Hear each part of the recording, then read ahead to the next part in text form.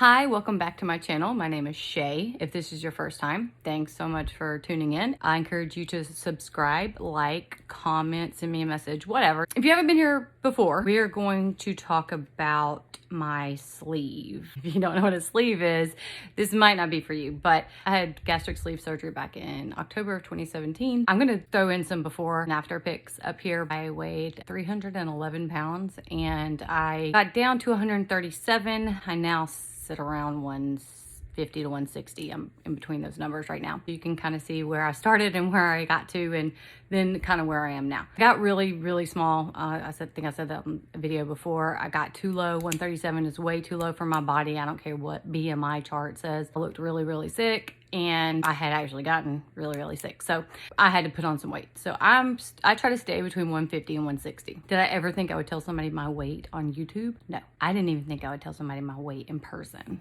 But anyway, I see people all the time, depending on, like I said, who your doctor is or whatever, but ask, is it okay to cheat on the liquid diet beforehand? Will it keep you from getting surgery? Is it okay to cheat on your post-surgery diet? Believe me, I wanted to cheat on my post-surgery diet and my pre-surgery. I thought the post-surgery would be easy because I wouldn't have much of a stomach, but it was not easy, and I wanted to cheat so bad. And I probably did have a couple crackers before I was supposed to. Just being honest. If you're going into it with that mindset, and I really had to check myself, because if I was going into it with that mindset, there's no way I was going to be able to be successful at this. There has to be a huge want and desire to do what you're doing. And there has to be a big why and a big reason. And if you don't have that, then you won't be able to succeed with this. I do believe exercise is important. Your supplements are important. Your diet is important. You need to see, does your body react better with higher protein, or does it react better with less protein? All this needs to be talked about with doctor though. Your nutritionist, your doctor, all of that needs to be talked about.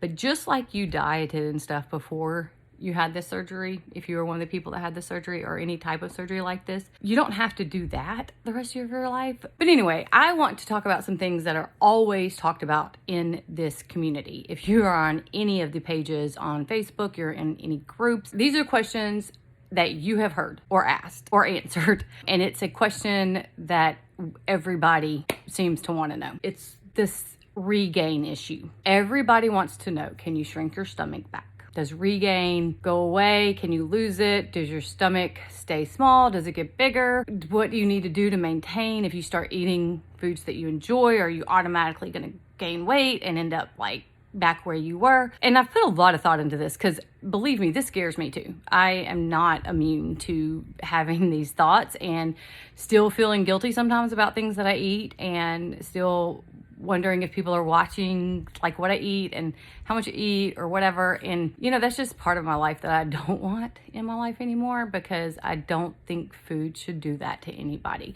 So personally, I've just been trying to eat healthier. I don't do real strict like 500-600 calories a day, nothing like that. I know some people do, but I got to a point where I just needed nutrients. And so at that point, I just started eating as many protein rich foods that I could. I still had vegetables and fruits and things like that as well. This is kind of the way I wanted to describe how I look at weight loss and regain. I have been overweight since I was like 11, maybe even sooner. I started gaining weight in 4th grade. From between 4th grade and 5th grade, I got really big, to where the point where I was like bigger than the kids in my class, and then just continued from there. And I would lose some, I'd gain some, I'd lose some, I'd gain some. I mean, when I went to college, I actually lost weight, which was strange, but I was way more active, I guess. As an entrepreneur, one of the things that you hear a lot is you're either a millionaire or you're not, and it has nothing to do with money, right? If someone wins the lotto and they win a couple $1 million, they are a millionaire at that point, correct? Technically. But why do you think you hear all those stories about people that win the lottery, come into these big cash flows,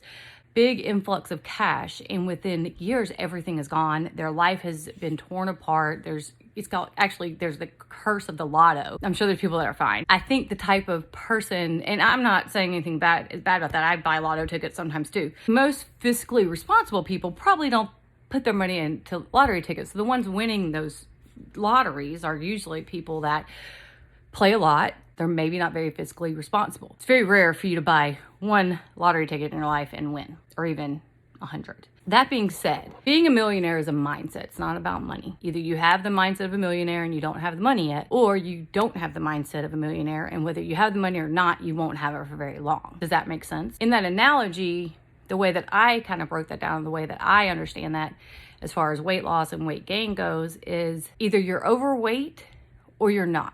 And I don't mean that as a number or something on a scale. It has nothing to do with the scale or your body size. Just like being a millionaire has nothing to do with the money. I think the people that are successful at this surgery, they did this as a completely last resort. Tried everything else. They knew how to diet. They've been dieting all their lives, but it just didn't help them. That was me. I dieted all my life. Now, granted, I gave up like the 5 years prior to my surgery because I just felt like I was going to be fat the rest of my life, and I just kind of gave up. And that's not the way to go, but I did.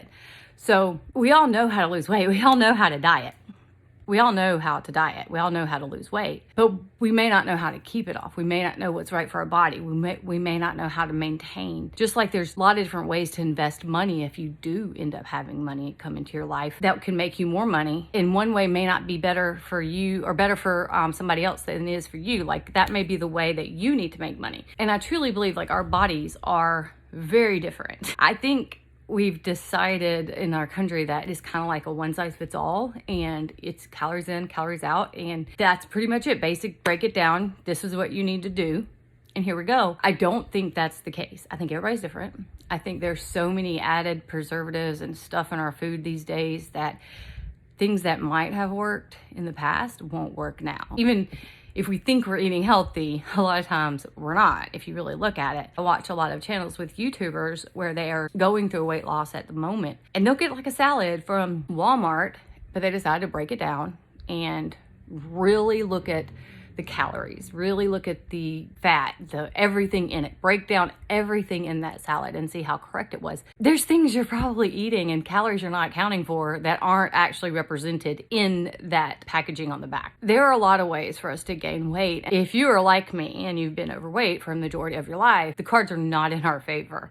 This is something that we will have to work hard at. However, I don't think it needs to consume you. I have really struggled with that because of the way I see myself and the way that I want others to see me. I mean, I really want to be successful at this. I've gone through so much with this surgery. Yes, I would do it again still, probably. I probably would. I'd probably still have the surgery again. Having said that, I didn't go through all that just to gain all the weight back. Also, I paid for it out of pocket. Like my insurance didn't cover anything. I do think that if you pay for it and you actually feel that money go from you to the doctor, it's almost like you have more skin in the game, no pun intended. That would be like throwing all that money away if I gained the weight back. It would be throwing away the family support that I had, the friend support that I had, the accomplishments that I had made and the strides that I had made to be healthy. And I don't know that I'm willing to give that up because that hits me where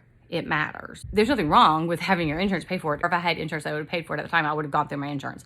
Hands down, 100% would have done it. I didn't have the money. I had to come up with it. But because it was such a struggle to come up with the money and I had to have friends and family help me out with it, I don't want to let them down either. And I don't want to go through this for nothing. I didn't lose more than half my body weight just to gain it all back. We are here, and that means that we have to move forward and we have to figure out a solution, right? So what's the solution? Let's get real. Let's really start looking at what we're doing. I see people all the time, and I thought this too. I didn't do it, but I thought it. The pre-surgery liquid diet that you have to do, everybody's is different depending on your doctor. Just like with money, for instance. Let's look at that as a comparison. You want to go out and have fun and watch movies or whatever you can do now with COVID. I mean, whatever, but you want to spend money on certain things. Well, if you keep a track of your budget and you're kind of looking at what's going on, if you're starting to overspend, you got to kind of pare back a little bit. You got to go, okay, if we keep spending like this, we're not going to have any money to pay our bills. So we've got to kind of move back. Or you may have some extra money at the time and you may have some money to go take a vacation or buy a new car or whatever. I think that's kind of what we have to do with our diet. Like we have to look at it and kind of evaluate it like money. I mean, are we overspending or overeating? Are we underspending or undereating? Do we have room to add calories? Do we need to take some away? I think once you get into a routine of things that you like, things that your body accepts, things that your stomach is happy with, and these things may change from month to month. Just gonna go ahead and let you know that now. But once you find those things that are working, it's okay to keep them in your cycle. It's okay to keep them in your rotation. If you really think about it, even before we had the surgery, most people eat the same things every week. Your dinners, your lunches, your breakfasts were probably basically the same with maybe a few alterations. Don't deprive yourself. If you know if you eat a bite of cake that you're gonna eat the whole thing, or as much as your stomach will let you before you throw it up, don't eat the cake. Don't take a bite. It's not worth it. It's not. But if you know that you can, that you have enough of self-control, you can take a bite of that cake and not want to eat the whole rest of that cake, then eat the bite of cake. We have got to change the way we think about food. It is not the enemy. There's nothing wrong with food. We need to be able to love, enjoy, and appreciate food for what it is for our body. There's a lot of options out now that you can cut carbs without even noticing hardly. There's a lot of ways to really incorporate things into your diet and your everyday routine that will set you up for success. I would encourage everyone watching this, no matter when you're watching this, to start having some sort of accountability in your life. Right now, y'all are mine.